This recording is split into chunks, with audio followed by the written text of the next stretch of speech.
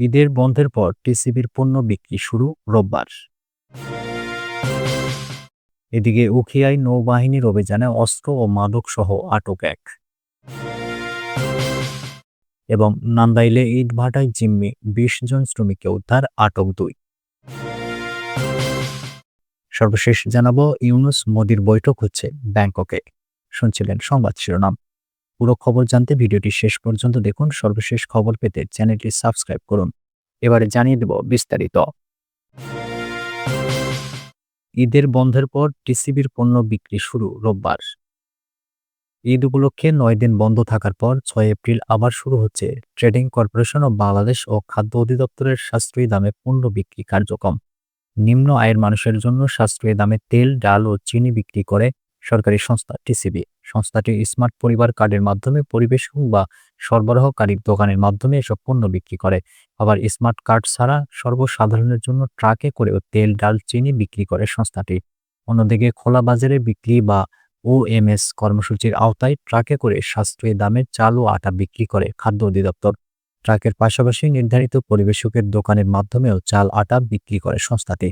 সরকারি এই দুটি প্রতিষ্ঠানের কর্মকর্তারা জানান, ঈদের আগে সর্বশেষ গত ২৭ মার্চ পর্যন্ত সাশ্রয়ী দামে পণ্য বিক্রি কার্যক্রম চালিয়েছিলেন তারা। সরকারি ছুটি শেষে ৬ এপ্রিল আবার এই কার্যক্রম শুরু হবে। বর্তমানে সারা দেশে প্রায় ৭ লাখ পরিবারের মধ্যে স্মার্ট কার্ডের মাধ্যমে প্রতি মাসে পণ্য বিক্রি করে টিসিবি। বিগত আওয়ামী লীগ সরকারের আমলে মোট ১ কোটি পরিবার কার্ডের বিপরীতে এ পণ্য বিক্রি করা হতো। অন্তর্বর্তী সরকার দায়িত্ব নেওয়ার পর যাচাই বাছাই শেষে এসব কার্ডের মধ্যে একটি বড় অংশ অযোগ্য বা ভুয়া হিসেবে চিহ্নিত করে।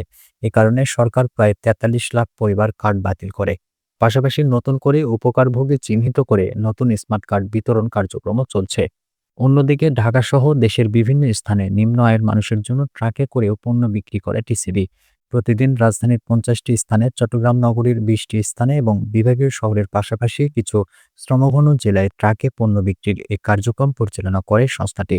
টিসিবির প্রতিটি ট্রাকে ২০০ জনের পণ্য থাকে, যদিও টিসিবির ট্রাক থেকে পণ্য কিনতে তার চেয়ে অনেক বেশি মানুষ ভিড় করেন প্রতিদিন। উখিয়ায় নৌবাহিনীর অভিযানে অস্ত্র ও মাদকসহ আটক এক। কক্সবাজারের উখিয়া উপজেলার জালিয়াপালং ইউনিয়নের শফিরবিল এলাকায় অভিযান চালিয়ে ইমাম হোসেন নামের এক মাদক কারবারিকে আটক করেছে নৌবাহিনী। এ সময় তার কাছ থেকে ধারালো অস্ত্র, পিস্টল, ম্যাথ, গাঁজা ও মুঠোফোন উদ্ধার করা হয়েছে। আন্তঃবাহিনীর জনসংযোগ পরিদপ্তরের এক সংবাদ বিজ্ঞপ্তিতে এসব তথ্য জানানো হয়।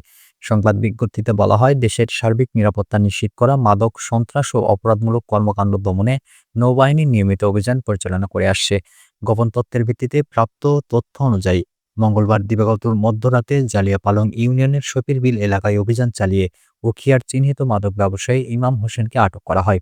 সংবাদ বিজ্ঞপ্তিতে আরও জানানো হয়, অভিযানের সময় মাদক কারবারি ইমাম হোসেনের বাড়িতে তল্লাশি চালিয়ে ভয়াবহ মাদক, পিস্টল, ম্যাথ, গাঁজা, ৭টি দেশীয় ধারালো অস্ত্র ও ৩টি মুঠোফোন জব্দ করা হয়। আটক হওয়া ইমাম হোসেন দীর্ঘদিন ধরে মাদক ব্যবসায় জড়িত থাকার কথা স্বীকার করেন। অভিযানের পর মাদক, অস্ত্রসহ তাকে আইনানুগ ব্যবস্থা গ্রহণের জন্য উখিয়া থানায় হস্তান্তর করা হয়েছে। দেশের আইনশৃঙ্খলা পরিস্থিতি স্বাভাবিক রাখার পাশাপাশি মাদক ও অপরাধ দমনে নৌবাহিনীর দায়িত্বপূর্ণ এলাকাগুলোতে নিয়মিত অভিযান পরিচালনা করছে এবং এ ধরনের কার্যক্রম অব্যাহত থাকবে।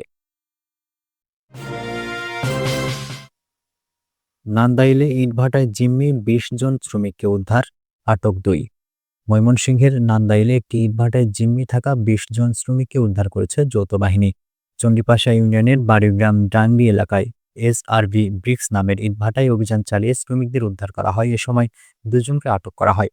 আটক ব্যক্তিরা হচ্ছেন উপজেলার গাংগাইল ইউনিয়নের অরণ্যপাশা গ্রামের বিল্লাল হোসেন এবং মুসল্লি ইউনিয়নের মুসল্লি গ্রামের মোহাম্মদ জাকারিয়া। তারা নির্যাতন করতেন বলে অভিযোগ করেছেন উদ্ধার হওয়া শ্রমিকেরা। পুলিশ ও স্থানীয় লোকজন জানান, ইটভাটাটির মালিক বাড়িগ্রামের রুহুল আমিন। ইটভাটায় কাজ করা শ্রমিকদের উপর অত্যাচার, নির্যাতন চালানো হচ্ছিল। শ্রমিকদের জিম্মি করে ভাটায় কাজ করানো সহ ঠিকমতো মজুরি দেওয়া হতো না।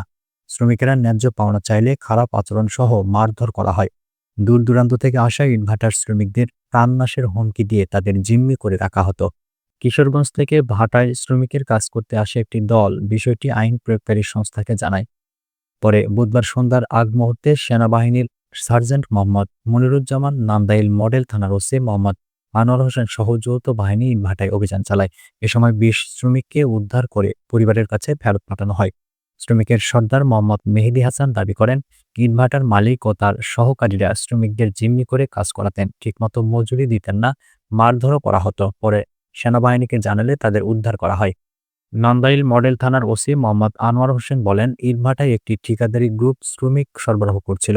ঠিকাদারি গ্রুপ টাকা নিলেও শ্রমিকদের টাকা পরিশোধ করছিল না, শ্রমিকদের আটকে রেখে কাজ করানো হতো। খবর পেয়ে কিশোরগঞ্জের ২০ শ্রমিককে উদ্ধার করা হয়। দুজনকে আটক করা হয়েছে। থানায় মামলা শেষে বৃহস্পতিবার তাদের আদালতে সোপর্দ করা হবে। ইউনূস মোদির বৈঠক হচ্ছে ব্যাংককে।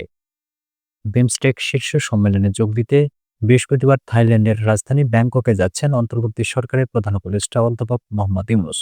এ সম্মেলনের ফাঁকে প্রধান উপদেষ্টা অধ্যাপক ইউনূসের সঙ্গে ভারতের প্রধানমন্ত্রী নরেন্দ্র মোদির বৈঠক হতে যাচ্ছে। নাম প্রকাশে অনিচ্ছুক প্রধান উপদেষ্টার কার্যালয়ের একজন কর্মকর্তা জানান, বৈঠকটি আগামী শুক্রবার হতে যাচ্ছে। রাজধানীর ফরেন সার্ভিস একাডেমিতে আয়োজিত সংবাদ সম্মেলনে রোহিঙ্গা সমস্যা ও অগ্রাধিকারপ্রাপ্ত বিষয়াবলী সংক্রান্ত প্রধান উপদেষ্টার হাই রিপ্রেজেন্টেটিভ খলিলুর রহমানও কথা বলেছেন।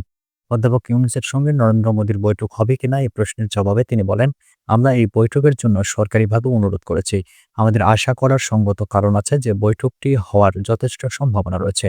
সরকারি বার্তা সংস্থা বাসস ও প্রধান উপদেষ্টার কার্যালয় সূত্রের বরাত দিয়ে এই দুই নেতার বৈঠক হবে বলে খবর প্রকাশ করেছে। ২ থেকে ৪ এপ্রিল ব্যাংককে বঙ্গোপসাগরীয় দেশগুলোর আঞ্চলিক সহযোগিতা জোটের শীর্ষ সম্মেলন অনুষ্ঠিত হচ্ছে। বিমস্টেক শীর্ষ সম্মেলনের ফাঁকে প্রধান উপদেষ্টা অধ্যাপক মোহাম্মদ ইউনূসের সঙ্গে ভারতের প্রধানমন্ত্রী নরেন্দ্র মোদির বৈঠক চেয়ে দিল্লিকে চিঠি দিয়েছিল ঢাকা।